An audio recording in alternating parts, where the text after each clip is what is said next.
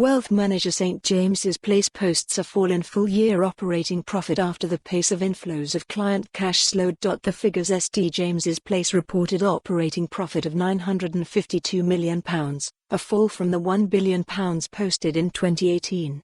This was, in part, due to a fall in new business from £852.7 million in 2018 to £793 million in 2019. Net inflow of funds under management fell from £10.3 billion to £9 billion, while client funds increased to a record £117 billion, up from £95.6 billion the year before. The firm's final dividend increased 5% to 31.22p per share, bringing the full-year dividend to 49.71p per share. Why it's interesting: the wealth management sector has been rocked by geopolitical uncertainty, and St. James's Place has pointed to the US/China trade dispute as a factor in subdued investor sentiment. After a tough year marked by political uncertainty, Chief Executive Andrew Croft said he was optimistic about future growth, particularly following the decisive general election result.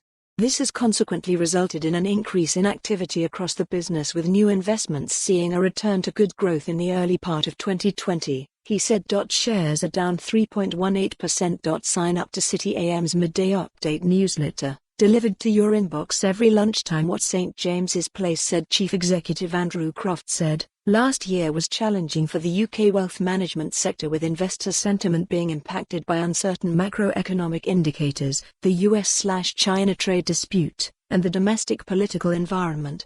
Therefore, I am pleased to report a solid set of results. Positive net flows, together with the impact of positive investment returns, increased client funds under management to a record £117.0 billion, once again demonstrating the resilience of St. James's Place. The fundamentals underlying the business remain strong, and over time, increasing funds under management will generate increased returns.